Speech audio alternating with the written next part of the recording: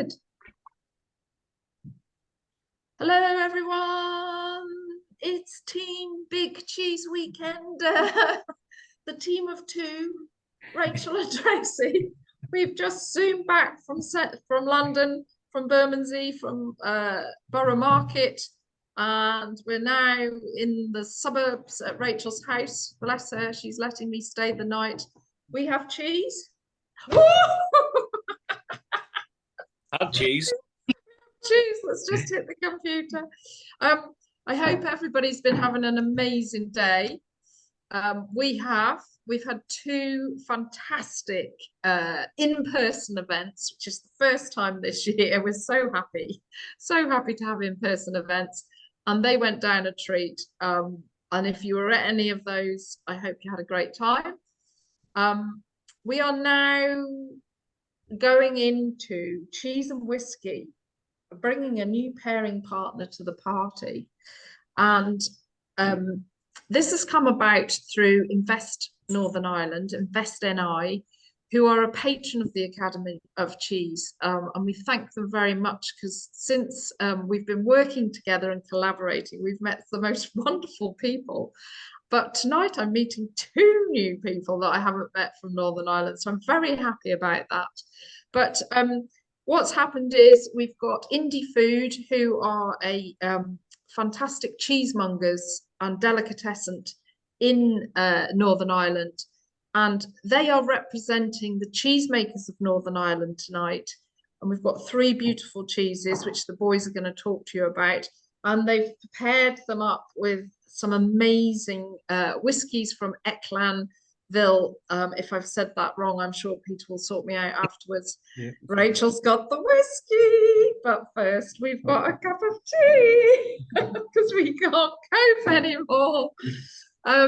So without further ado, I'm going to make Rachel and I small and make Peter and Stephen big, because we're going to just sit here and eat that cheese and drink that whiskey. And the boys are going to tell you all about the cheeses and the whiskies. We'll monitor the Q&A. So if you've got any questions, please put them in the question and answer or in the chat. And we'd love if you'd tell us in the chat where you're zooming in from, please. It would be really lovely to know where and abouts in the world you're zooming in from. So do put that up there and ask questions as we go along, and we'll try and interrupt the boys. But if, oh, Maine, USA. Hi. We've got London. So yeah, do put the questions up there and we will try and get them as fast as we can. New York, oh my God, I love it. I love that Zoom makes it so international. Anything you want to say about today, Rach? She's lost for words now. It's been great. Loved it. It's met some lovely people and everyone's enthusiastic for the cheese, which is what we're here for. So yeah, absolutely amazing. Bring on some Northern Irish cheese and whiskey. I know, it looks amazing. So boys, over to you. So we've now got, let me make us small. How do I do that? We've got anyway, more, no, not that. View. Let's do gallery view so I can introduce you. Okay, so we've got Stephen here. Say hi, Stephen. Hey, guys. And he's from Indie Food, and Stephen is the events coordinator. We normally have lovely Laura or Johnny with us, and Stephen is stepping up to the mark tonight on the Zoom. So really lovely to meet you, Stephen. Sure. Great to have you here. And we've got Peter, who's just rushed from a staff party of 60. My face isn't normally this red. It's probably just blood pressure at this stage, but hopefully the cheese and whiskey will bring that back down. Yeah, oh yeah, we need the colour bringing up. We're so pale from such a long day. And Peter is from the fantastic whiskey company, the Echlinville, and we've got some Dunville, but you're going to tell us all about that and the branding, aren't you? So, absolutely. Right, over to you, boys. We'll let you go and do your thing. I'm going to pin you both, actually. I'm going to remove our pin and put us on speaker view, or let's do it on Speak of you. That's it. Okay, we're off. Go, go, go, boys. Tell us all about it. Well, what do you think, Peter? I guess we'll do a wee introduction of ourselves each, and then we'll get into the pairings after. Okay, well, thank you for joining us, guys. As the ladies have said, my name's Stephen. I'm from Indie Food. We are an Irish fine foods company specialising in cheese from here in Northern Ireland. Passionate about working with independent small producers across the island. We've got a selection of 3 of our favourite Northern Irish cheeses tonight. As the ladies have said, if you've got questions, ask away. But hopefully what we'll get from tonight is to give you a bit of background about the people behind the cheeses that we're going to be tasting, a bit about their story, and who they are, really. Yep, if you're happy, over to you, Peter. Yeah, certainly. So, good evening, folks. My name is Peter Rogan. I'm from the Echlinville Distillery. We are situated about 1 mile from Ireland's most easterly point on the Arts Peninsula. We're a family-owned, family-operated business. And whilst we specialise in whiskey, we also do produce gin, vodka, and poaching. Anybody who's not familiar with poaching, it's a bit like our sake. Sake being a product which is made with ingredients specific to a local region. Poaching for us is made primarily with a potato-based spirit. This evening, we're going to introduce you all to our Dunvilles brand. Dunvilles was once one of the largest producers of Irish whiskey throughout the island of Ireland, and also one of the largest exporters of Irish whiskey throughout the world. It was once owned by a company called the Royal Irish Distillers. It was based just in behind the Europa Hotel in Belfast, commonly referred to as the most bombed hotel in Europe. And we basically bought the brand about 13 years ago. Echlinville's been running for about 10 years. And our first Echlinville release will be out this year, which is something we're very, very excited about. In terms of context of Northern Ireland, we were the first new licensed distillery in the north in 125 years whenever we started. In the all-island context, we were the 5th new licensed distillery, Dingle Distillery being number 4 and ourselves being number 5. And there's approximately about 49 distilleries running currently. I'm looking forward. Stephen knows this very, very well. My 2 big passions in life, food and drink. And certainly the guys at Indie Food champion Irish produce fantastically well. So I'm looking forward to actually getting stuck into some of these cheeses and whiskies. Yeah. To that end, we've put together the pairings that we think are particularly interesting, but any kind of food and drink pairing is not an exact science. The fun is an experimentation. So you definitely try, a couple of your own different combinations tonight. I guess should we get stuck into the first pairing? Sounds good. Okay, so I believe we're going to be starting with Ballylisk. If you can see, that is the brie, the nice bloomy kind of white molds. Ballylisk represent a lot of the things that make us passionate about the producers that we work with. Owned by the Wright family, who operate in Armagh. The Wright family have been working on that farm since I think 1820 or thereabouts. There are currently 3 generations of the Wright family working on the cheese and on the farm today. So it's a 200-acre farm with a further 200 acres leased out. One of the things that makes Ballylisk stand out is that every part of the production chain is in-house. They have their own herd that graze on their own land, and they use the milk from that herd to make the cheese. Ballylisk is one of the few cheese producers we have here in Northern Ireland. There's quite a dense concentration among cheesemakers and creameries kind of further to the south as the industry kind of grew out organically from there. So Ballylisk, represent a very important part of our food culture and heritage here in Northern Ireland, not just our cheesemaking heritage. The brie itself is a triple cream brie. A lot of the bries that will be produced here in Ireland tend to be double cream. So this is just a little bit richer, but still quite delicate and elegant.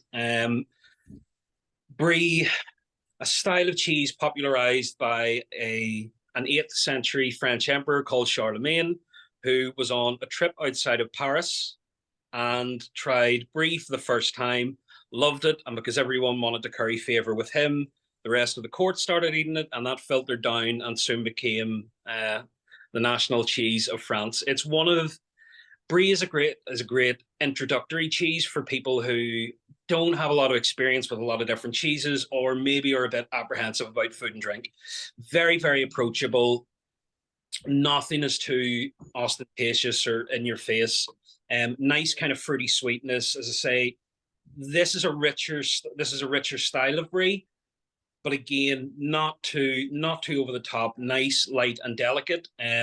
With each of the pairings, either the whiskey or the cheese will kind of take a supporting role, or more kind of a more center stage role. Certainly with this, I feel like the cheese is there very much to support the whiskey in this pairing. Over to you. Okay, so the whiskey that we have paired with this one is our 1808. So Dunvilles 1808.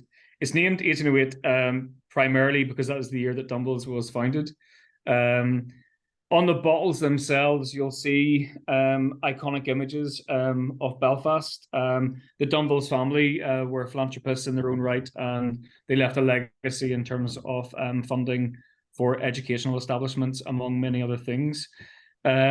This product itself is a blend of 4 different cask components. So we've got, it's a blend, first of all, but we've got 2 parts malt, 2 parts pot still, 2 parts peated, and 2 parts grain or field. For the pot still, it's quite an unusual category. So everyone's familiar generally with a malt or a blend. Peated, people generally associate with Scotch, but we do have a new wave of peated products coming through in the Irish sector as well. And pot still is generally a blended product, which is at least 30% malt, 30% grain or field, and then the other 40% is at the distiller's discretion. And basically, this is what we have. It's quite a young blend for us. It's one of our youngest ones. The average age of this spirit is about a 5-year-old spirit, and it's finished in ex-bourbon casks. The peated component is only approximately about 2 or 3%. So it's not overly punchy on the peat, but it does add kind of a rich, buttery mouthfeel to it. So after today, I could be doing with at least a glass of this. So cilantro, everybody, first of all. So Peter, cheers. Yeah. should we drink it with ice or just So sacrilege. For me, first of all, I would always drink it at room temperature. A lot of people, whenever they drink whiskey for the first time, the general assumption, so I don't discriminate with very much in life, and I definitely don't discriminate with alcohol. I love it all. Whenever I'm drinking whiskey, though, I do like to take my time with it. So the first one, so this is the of 2 that have 1808 on them, sherry finished and peated. So the 1808 that you should have is the one which is sherry, not the peated finish. Oh, okay. We've gone for the wrong one. Oh, So let me we're gonna have just to get new glasses. Hang on. So the Oh, so sherry finish, that one. 3 Crowns sherry. So let me just be sure. It's 3 Crowns sherry you have. What's the other 2 whiskies there? So we've got 3 Crowns sherry, Yeah. 3 Crowns Peated. peated, Yeah. and The Dunville. single malt Irish whiskey Belfast. Okay. So let me get the right whiskey then, because that would be better. That would be better, but we've opened the peated. So it's going to be the sherry first of all. We're going to end with the peated. Yeah, just give me 1 minute. There we go. Okay, yeah. Oh, Give a bit more background into Ballylisk. Ballylisk, they've been making cheese from about 2017. This was born out of a conversation around the table where a lot of these things tend to start.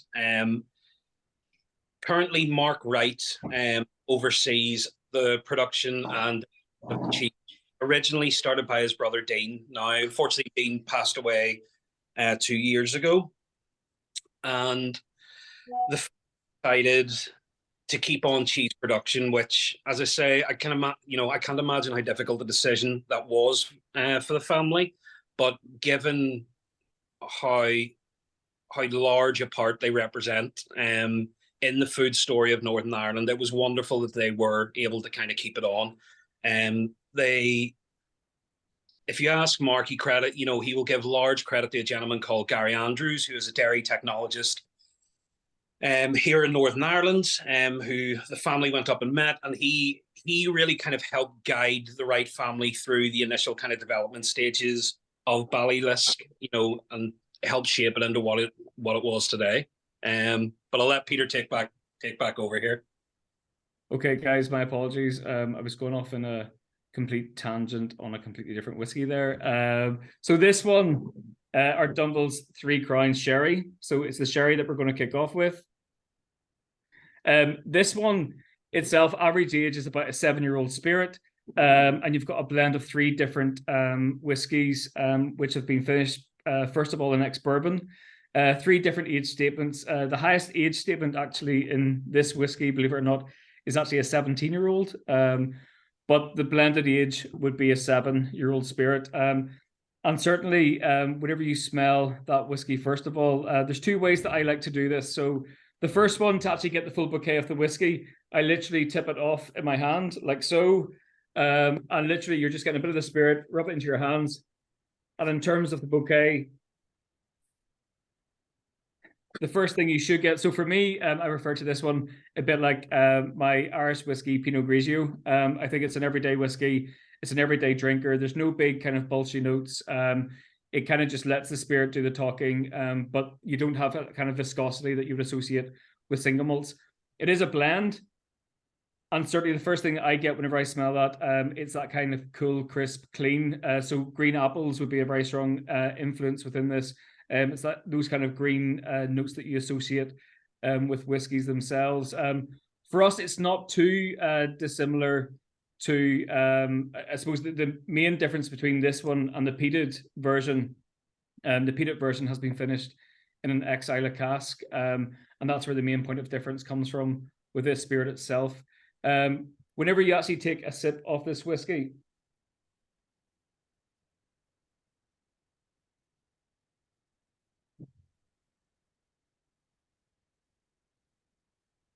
the first thing that hits me is that kind of Oloroso sherry finish. So it is quite dry on the mouth, but you do get that kind of candied lemon peel as well that kind of comes through.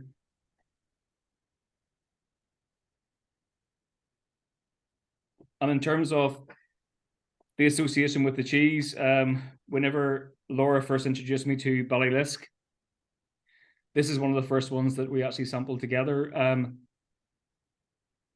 because the cheese itself is so light, you don't need anything which is going to domineer that flavor profile. And for me, the 3 Crowns just sits very, very well with that.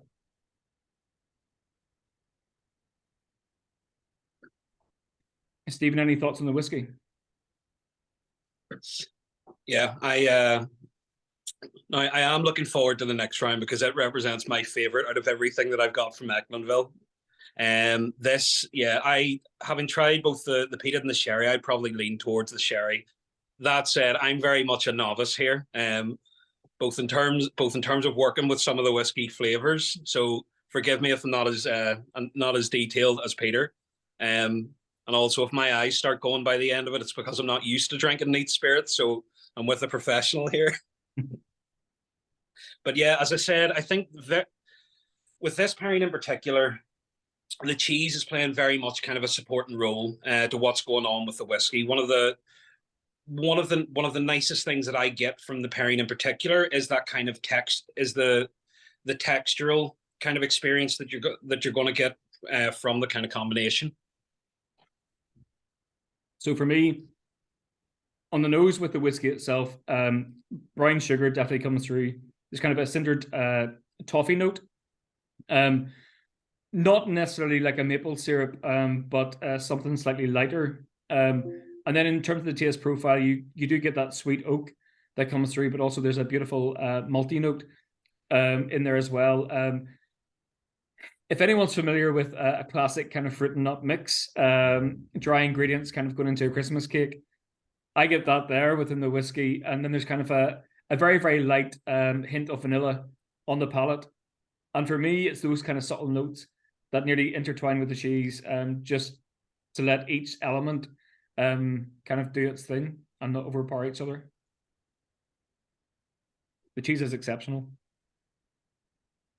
Yeah, we would get a lot of debate from folks coming into the counter over which they prefer, the single or the triple. But as I say, the triple represents something kind of unique among Irish bries. It's just that for it to be as rich as it is and as delicate as it is, make it such a pleasant cheese for a cheese board, and it's fantastic for pairing as well. I guess, I don't know, like, should we check in with the chat to see how are people getting on with this pairing? Do you want to move on to the next one? Do you need a minute or two? I guess you guys guide us, really. Yeah, absolutely. It's we're loving it. The cheese is just the cheese and the whiskey are stunning. The cheese is in perfect condition. So yeah. Fair play, Indie Food, because that's been shipped to the UK, and it is in perfect condition. The creaminess. So I prefer the triple, really. Sorry. Yeah, I know, very much so, and especially kind of on the condition, it's something that we're very, very conscious of here at Indie Food. I'm actually joining from our Ormo Road shop, so you'll see the beautiful kind of cheese wall behind me. Oh, look at that! That's amazing. You'll see above us we have quite a large air conditioning unit, and over the last couple of months, what you can't see behind me, behind this wall here, we've installed a humidifier as well, so that basically any time that you come in, into our shop, the temperature will always be regulated, the water content of the air, everything. So we're able to kind of store and sell the cheeses directly to folks in the best possible condition. So yeah, it's lovely to hear that they've traveled so well.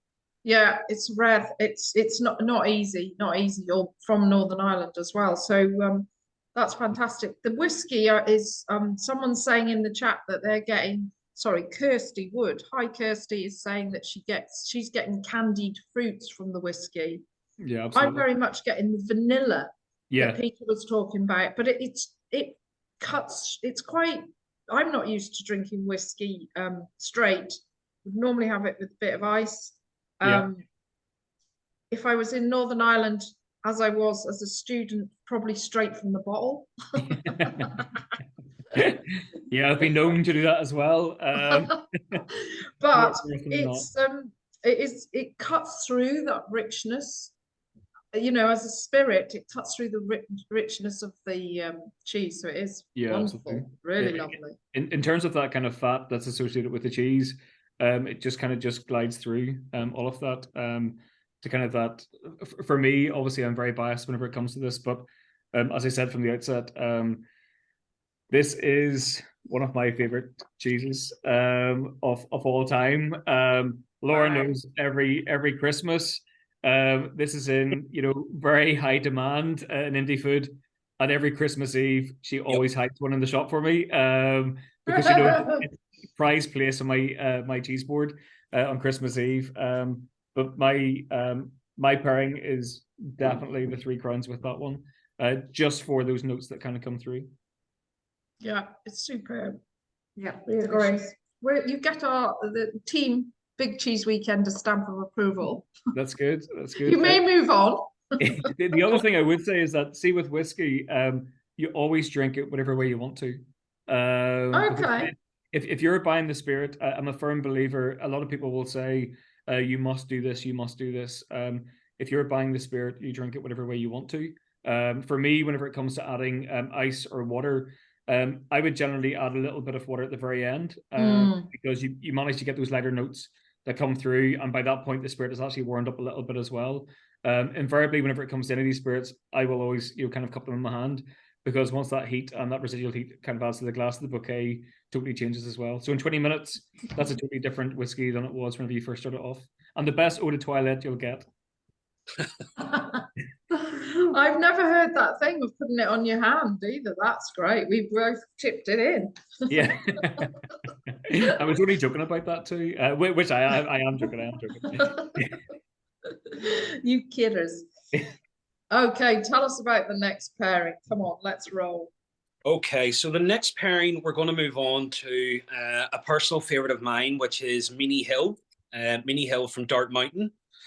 Again, Dart Mountain represent an aspect of Irish cheese that, you know, we very much love. We're quite lucky here in Ireland to have had a number of men and women come to the island to kind of make a life here and lend their expertise. And Dart Mountain are a great example of that. So, run by Kevin and Julie Hickey, a husband and wife team.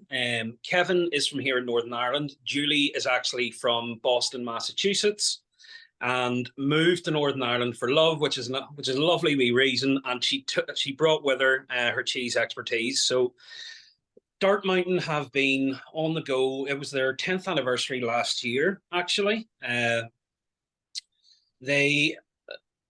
They're responsible for a number of firsts. They have made the first Alpine style cheese produced here in Northern Ireland, and also the first and only goat's cheese. Whenever we first got Meeny Hill in, we know, dependent on the cheese or the animal that it comes from, you know, we can have a rough price expectation of where it's going to land. Obviously, cheese. Goats and sheep cheeses tend to be a little bit more expensive just because smaller animals, smaller milk yields. So when Meeny Hill came in at roughly the same price of cheddar, my kind of, you know, it got my attention right away. I'm a goat's cheese fiend. So whenever I see something at that price, I'm hoping it's not too good to be true. I was shocked at the quality of Meeny Hill when I first tried it. It represents, as far as I'm concerned, one of the biggest bargains in Irish cheese. Whenever we get people up to the counter, you will see a thing often where, when running through kind of a gauntlet of cheeses, the second you mention goats or sheeps, you know, a lot of folks will make a little bit of a grimace. I've no idea why. You milk them the same way you'll milk a cow, so I don't know where any of that comes from. But goat's cheese is one of the things that one of the bits of feedback that we get are they can smell a wee bit. I think the marketing term is barnyardy, but they can have a wee bit of a whiff about them. This, though, I think this is exceptionally clean. One of the things that I like about Meeny Hill is it's incredibly mild. The more kind of pronounced lactic bite that you would usually get with goat's cheeses is dialed all the way back. So what you're left with is this really light, sweet, floral kind of experience. And yeah, at an absolutely cracking price as well. Yeah.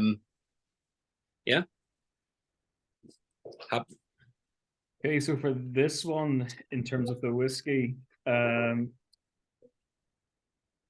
we have our Dunvilles PX or Pedro Jimenez, 10-year-old. And this label, if I could just draw a wee bit of attention to it, is not too dissimilar to what the original Dunvilles label once looked like. Dunvilles was known for having a single malt, but also a blend, which is what we've tried to replicate over the last 10 years, then also push the boundaries in terms of sherry finish. You'll find that whenever it comes to the Dunvilles range itself, sherry features very, very heavily. This one here, in terms of the 10-year-old, it was named Ireland's best single malt 10 years and under. For me, it's like Christmas in a glass, and certainly it's one that I always gravitate towards. I'm not necessarily a massive fan of malts or blends or one or the other. I do generally think that at different occasions, one will work better than the other. So whenever it comes to this, on the nose, first of all, and the other thing that I would kind of draw attention to is the stark difference in color. So if I hold up those two there, the Three Crowns sherry is quite pale. You'll find the single malt is a lot darker, and that's partly because it spent a longer period of time in the cask. But But this one, you have 7 years in the next bourbon cask, 3 years in Pedro Jimenez. And certainly the first thing for me is the nose. There's definitely hints of kind of grapefruit, toasted almonds. It does open up into like fresh green cooking apples. And then we would often say that whenever it comes to this, because of the viscosity of the spirit itself, you have that kind of creme caramel, dark fruit compote. There's a beautiful kind of viscous note that comes through as well. Or sorry, the note that kind of just gets you right in the jawline in terms of saliva gland. And it's that orange note that I referred to earlier. So on the palate,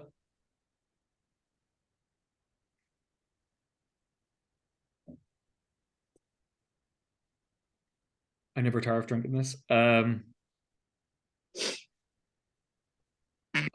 So for me, it's freshly picked apples. You've got that fruit sorbet, rich stewed fruits, definitely figs, dates, and you have that kind of PX sherry influence. But there's definitely a light sweetness of the malt that does come through as well.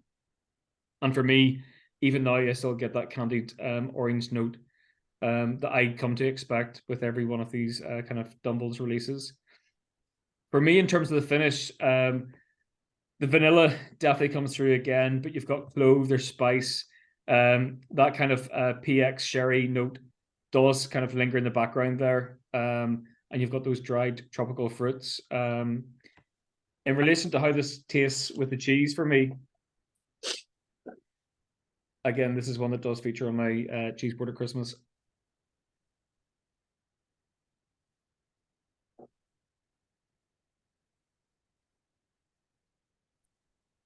I think like the vanilla notes of the whiskey, kind of along with that light kind of floral experience of the cheese, just I think so well. Well, it's gorgeous. I've been waiting for this all day, if I'm honest. The same. I'm just off the all day. So I've been very forward to this tonight. Yeah, absolutely. The cheese, Stephen, is absolutely melting in the mouth, isn't it? Just like the texture is very. It's not quite a Lancashire, is it? It's even more. No, there's one of the things that what I get from this in particular is it's a little bit drier as well than some of the other goat cheeses, which I think again makes it that much more of a unique experience. You know, I'm very conscious of when we get someone up to the counter who says, you know, I don't like this, or I'm not particularly fond of this. You never want to force kind of a cheese or an experience on them, but it's always, you know, you always feel compelled to encourage people to at least maybe give something a try that will open them up to kind of a new set of experiences. Meeny Hill is a great kind of foot through the door to goat's cheeses. I think it's super, super approachable. I say the price point makes it really kind of really appealing as well. And I quite enjoy the rind on this, which is another thing that actually probably mention. You know, we would get asked when it comes to tastings about kind of cheese rinds. Unless something is wrapped in cloth or wax, cheese rinds are very much edible, and often they'll add to the experience. If the rind is particularly dry or, you know, kind of tough to chew, I still wouldn't throw it out. You know, I would encourage you to keep them and use them in soup, stew, pasta sauces. You know, if you ever go out to a restaurant, you know, have soup there and wonder why the texture is that much creamier and richer, it's because they're both very clever and a little bit tight, and they throw a lot of the leftover kind of cheese ends in, and it just adds to that experience. There is a food and drinks writer actually over in England called Melissa Cole, who is an absolute shining light in food and drink in Britain. And she has a recipe for something called 5 cheese soup, which is a great way of using all those kind of leftover cheese ends that I would encourage people to look up. Oh wow, we'll get that. We'll look at it now and put it up in the link. Our cheese on the rind, we've got quite a lot of ammonia actually, but Rachel has just tried it and has swallowed it. So there's no taste of ammonia on it at all. It's quite Well, you said horseradish. quite musty. It's quite musty and Yeah, Very much musty. I prefer just the cheese. It's one of those weird things, you have you'll have folks in particular who really don't like eat a lot of rinds or aren't particularly fussed on them, which is fine. As Peter said, enjoy food and drink however you choose to. I think as much as, when all of us here will enjoy, geeking out a good bit in food and drink, but as long as you don't lose sight of the fact that it's there to be enjoyed. It's meant to be a kind of a pleasurable experience. So there's not the more dogmatic approaches to how you should eat and drink something. I wouldn't worry too much about. So if you enjoy, as I do, like I enjoy eating the rinds, or if you're not particularly fussed, both equally valid. But I do love your idea of throwing them in a soup or a stew. Fantastic. Yeah, I mean the Italians do it, don't they, with Parmesan and use up all those rinds. It's well known. Make a good stock. Oh, 100%. Funny, actually, the cheese that we're going to finish off with represents, to my mind, the best Irish cheese to do that with. Yes. And the whiskey is, whoa. Yeah, it's definitely punchier. In terms of ABV, this one's slightly higher. So the first whiskey you tried, it was 43.5% ABV. Anybody stateside, that equates to what, 87% proof. Whenever it comes to the Pedro Jimenez, it's 46% ABV, 92% proof. So slightly punchier. That kind of alcohol content does come through. It does lead with the alcohol very much, but definitely in terms of the finish. Whenever I first started here, the PX10, my first day, I actually poured some into a glass, and each day I put a lid on it.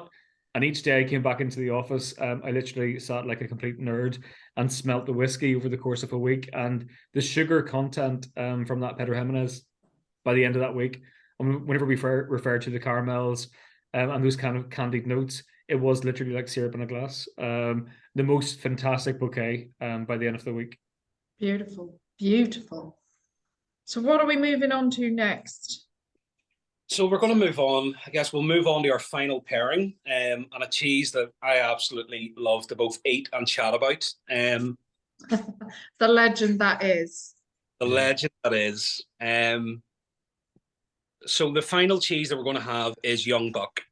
Young Buck, to my mind, regardless of your own personal taste or what your own kind of personal favorite would be, for me, Young Buck is Ireland's best cheese. Often when talking about food and drink, the moniker of world class can sometimes be given a little bit liberally, often with the best of intentions.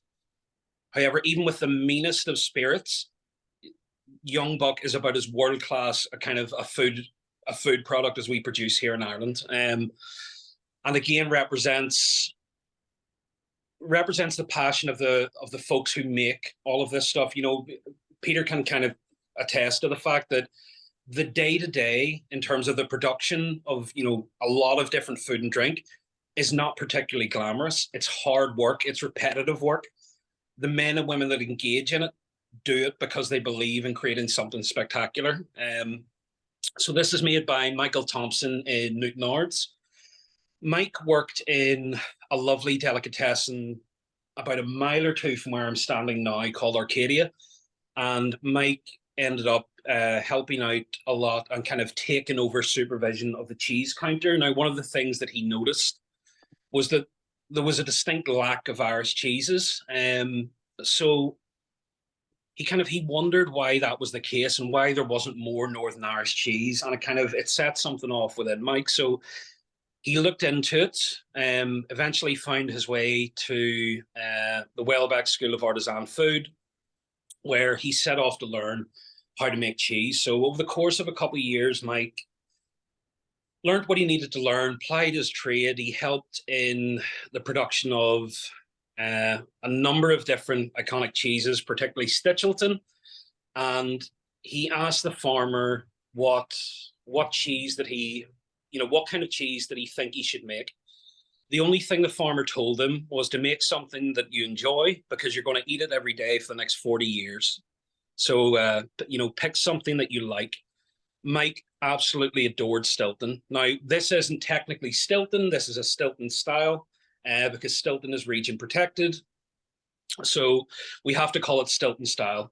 Mike, to this day, gets a letter every single year from France, reminding him not to advertise or call his product Stilton. However, like formalities aside, that's what you're after here. Avril Malloy, one of the heads of the Irish School of Cheese, says herself, this is, in her opinion, as good as anything that you'll pick up in France. The salient difference between this and a typical French Stilton is typical French Stiltons tend to be aged for about 6 months. Mike ages this for 3 months, so it's a little bit more gentle. Mike, basically, he came back to Northern Ireland with a plan of making this raw milk blue cheese, and he got a business plan together, approached the banks, and thought they'd be really excited to give him money. That wasn't quite the case. So he decided to go directly to the farmers. I don't know if anyone's had the pleasure of meeting Mike, but Mike is, I think, a big, tall, lovable hipster would be the nicest way to describe him. So beanie, Northern Ireland top, drain pipe jeans, young fella walking up a driveway in mid-Ulster to a 60-year-old farmer asking if they wanted to start a business together. Again, not the most keen. So Mike found his way to something called Cedars, which is like an online Dragon's Den. He essentially auctioned off parts of the business in order to raise capital and get off the ground. Mike has been making young buck for around 10 years now. Aside from making a cheese with the quality that it has, Mike is an absolute champion for local food and drink. So yeah, it's got everything that you're looking from a Stilton. It's wonderfully creamy. There's a lovely fruitiness to it, lightly kind of salty.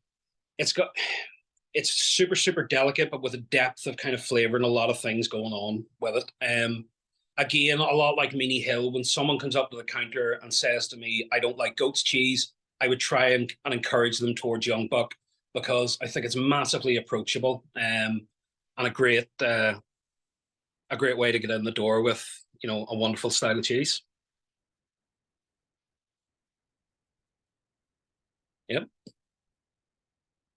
Oh, you're on mute, Peter. I realized I muted myself there.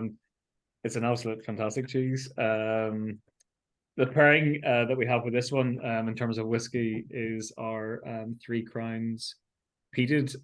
So please make sure you have the Peated version this time round. Again, I'd mentioned this very, very briefly whenever we were sampling the standard Three Crowns sherry. So it's exactly the same blend. There's no differences. Only this one has a peated influence. One of the main differences between Irish and Scotch whiskey whenever it comes to the barley drying stage. So Echlinville is a field to glass facility. We grow our own barley. We floor malt it in the traditional process, which means laying it on a floor.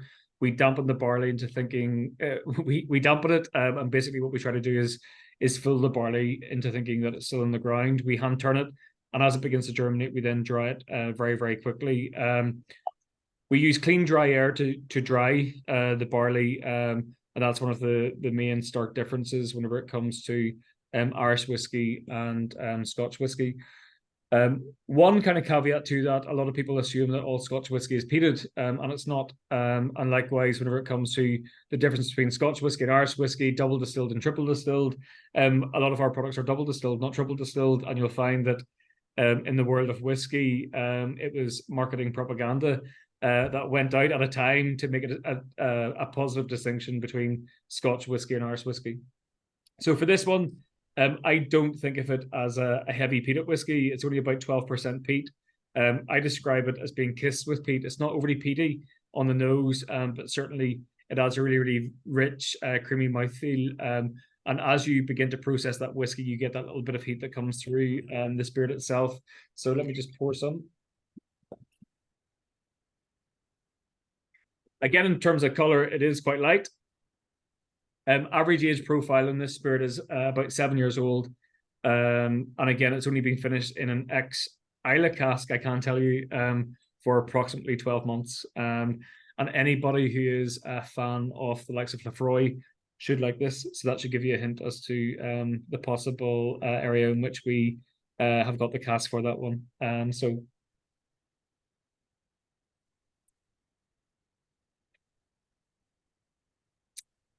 the first thing I would say is that anybody who kind of states that they hate peated whiskies, I had an awful experience, best part of 25 or 26 years ago. And it put me off peated whiskey for nearly 20 years. This one, there's varying degrees of peated whiskey that you'll find out in the market. This one is very, very light. You don't get that kind of association with the likes of a heavy ashtray or a peat bog or turf. Or even, dare I say, TCP, which are some of the notes that I've had in a previous life. But with this one, what you should find, it's the lightest imaginable fennel notes that you should get with this. It's not overly punchy at all. And whenever we were talking about this from a marketing perspective, we would say that the level of peat in this is so quiet and barely noticeable unless you begin to actually look for it. Sorry, Peter. Sorry to interrupt. I might be being silly, but what actually makes a peated whiskey peated? What's the process? So two differences. The first one, for Scotch, they use peated infused air at the barley drying stage. For us, we only use a peated cask. So it's a cask that's come from the Isla region that has been used for a peated whiskey, and we basically bring that cask over. So whenever it's disgorged in terms of that peated whiskey in Isla, we then bring that cask over to ourselves within a couple of days, and we then put the exact same blend as the standard Three Crowns into it. So it's basically that marriage of a spirit which was heavily peated in the cask previously, and then our spirit going into it. And basically, it's that kind of interaction for about 12 minutes. All right, thank you. You're welcome. So for me, whenever it comes to palate, not too dissimilar in terms of texture as the Three Crowns sherry itself, but you do get that kind of smoke drifts as you begin to process the spirit.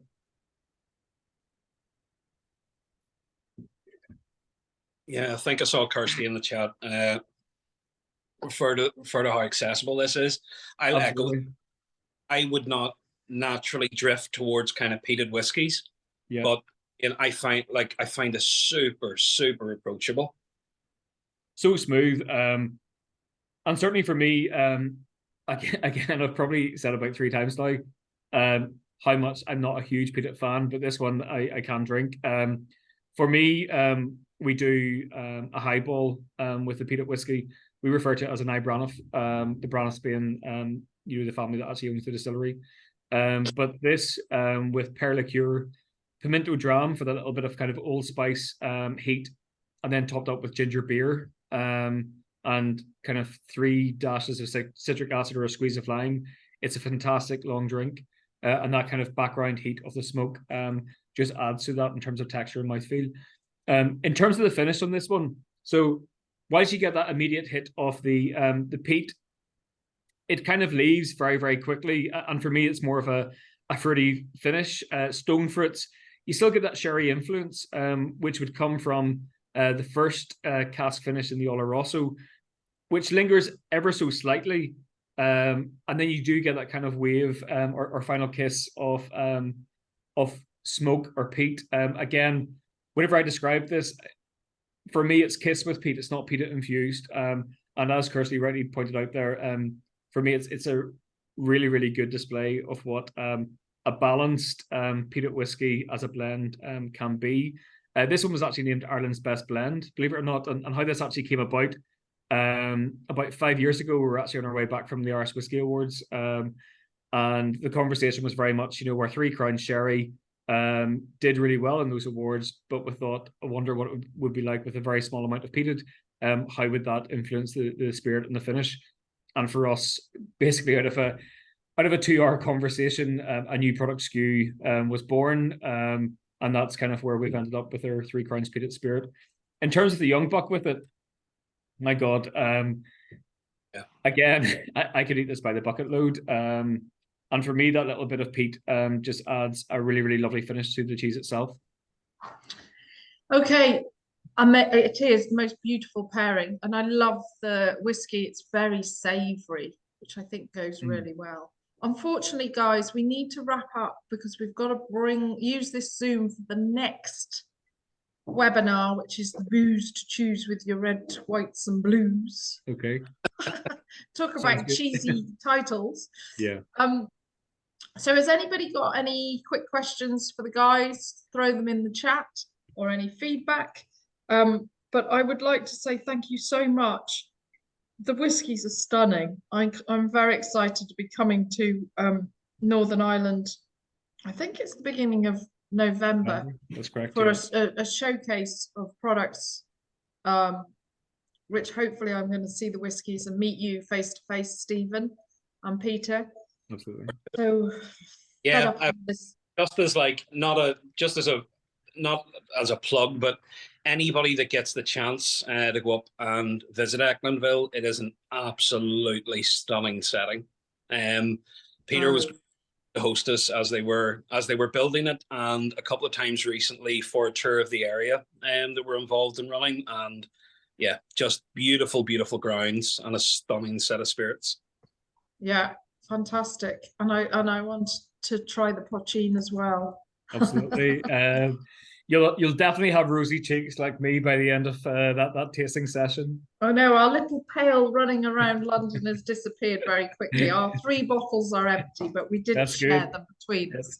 That's good. I would really love to thank you both, and to thank Invest Northern Ireland for helping out lots of different businesses in Northern Ireland, which they do with the training. We've done training, our training, Academy of Cheese training with lots and lots of Northern Irish businesses, cheesemakers and cheesemongers. So guys, we're going to have to close. I'm so sorry, everybody. Thank you for joining from all around the world. We had such a lovely international audience, which is brilliant. Thank you. And we will... I know you guys put on such a massive endeavor every year. So again, thanks for having us. Absolutely. No worries. Pleasure. Absolute pleasure. Enjoy your evening. And Stephen, I'm so jealous you're going down the pub. Oh, I can't wait. Yeah. Rugby's on. Apparently. Yeah, absolutely. Guys, all right, guys. Take care. Okay, take care. Thank you so much, guys. Bye-bye.